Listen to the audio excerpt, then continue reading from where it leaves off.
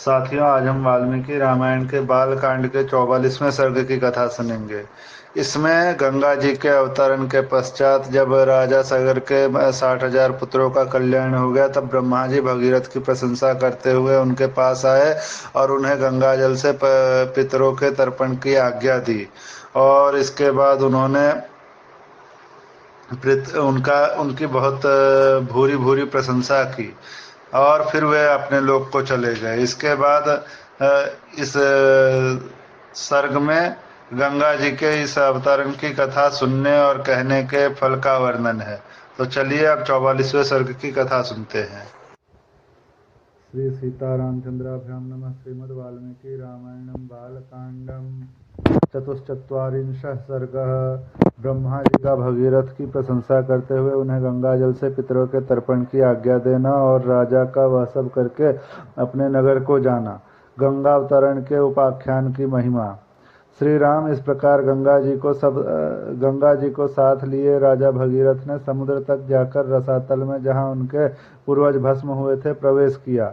वह भस्म राशि जब गंगा जी के जल से आप्लावित हो गई, तब संपूर्ण लोकों के स्वामी भगवान ब्रह्मा ने वहां पधारकर राजा से इस प्रकार कहा।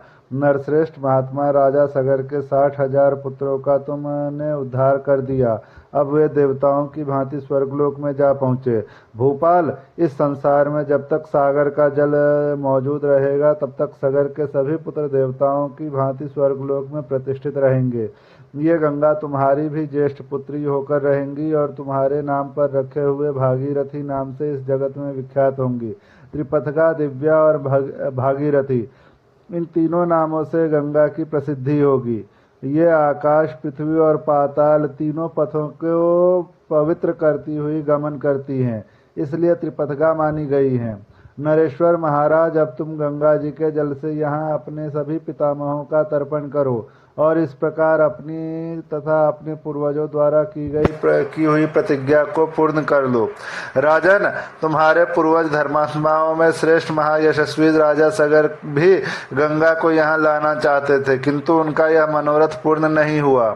वत्स, इसी प्रकार लोक में अप्रतिम प्रभावशाली उत्तम गुण विशिष्ट महर्षि तुल्य तेजस्वी, मेरे समान तपस्वी तथा क्षत्रिय धर्मपरायण राजर्षि अंशुमान ने भी गंगा को यहाँ लाने की इच्छा की, परंतु वे इस पृथ्वी पर उन्हें लाने की प्रतिज्ञा पूरी न कर सके।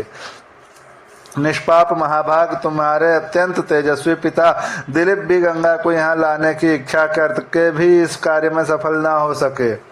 तुम पुरुष प्रवर, तुमने गंगा को भूतल पर लाने की वह प्रतिज्ञा पूर्ण कर ली। इससे संसार में तुम्हें परम उत्तम एवं महान यश की प्राप्ति हुई है। शत्रुदमन, तुमने जो गंगा जी को पृथ्वी पर उतारने का कार्य पूरा किया है, इससे उस महान ब्रह्मलोक पर अधिकार प्राप्त कर लिया है जो धर्म का आश्रय है। नरश्रेष्ठ पुरुष प्रवर, गंगा जी का जल सदा ही स्नान के योग्य है। तुम स्वयं भी इसमें स्नान करो और पवित्र होकर पुण्य का फल प्राप्त करो। नरेश्वर, तुम अपने सभी पितामहों का तर्पण करो, तुम्हारा कल्याण हो। अब मैं अपने लोक को जाऊंगा, तुम भी अपने राजधानी को लौट जाओ। ऐसा कहकर सर्वलोक पितामह महायशस्वी देवेश्वर ब्रह्मा जी जैसे आए थे वैसे ही देवलोक को लौट गए। नरश्रेष्ठ महायशस्वी राजर्षि राजा भगीरथ भी गंगा जी के उत्तम जल से क्रमशः सभी सगर पुत्रों का विधिवत तर्पण करके पवित्र हो अपने नगर को चले गए। इस प्रकार सफल मनोरथ होकर वे अपने राजा का शासन करने लगे। रघुनंदन, अपने राजा को पुनः सामने पाकर प्रजा वर्ग को बड़ी प्रसन्नता हुई। सबका शोक जाता रहा, सबके मनोरथ पूर्ण हुए और चिंता दूर हो गई। श्री राम, यह गंगा जी की कथा मैंने तुम्हें विस्तार के साथ कह सुनाई। तुम्हारा कल्याण हो। अब जाओ, मंगल में संध्या वंदन आदि का संपादन करो। देखो, संध्या काल बीता जा रहा है। यह गंगावतरण का मंगलमय उपाख्यान आयु बढ़ाने वाला है, धन, यश, आयु, पुत्र और स्वर्ग की प्राप्ति कराने वाला है। जो ब्राह्मणों, क्षत्रियों तथा दूसरे वर्ण के लोगों को भी यह कथा सुनाता है, उसके ऊपर देवता और पितर प्रसन्न होते हैं। ककुत्स कुलभूषण, जो इसका श्रवण करता है वह संपूर्ण कामनाओं को प्राप्त कर लेता है। उसके सारे पाप नष्ट हो जाते हैं और आयु की वृद्धि एवं कीर्ति का विस्तार होता है। इस प्रकार श्री वाल्मीकि निर्मित आर्ष रामायण आदि काव्य के बालकांड में 40वां सर्ग पूरा हुआ।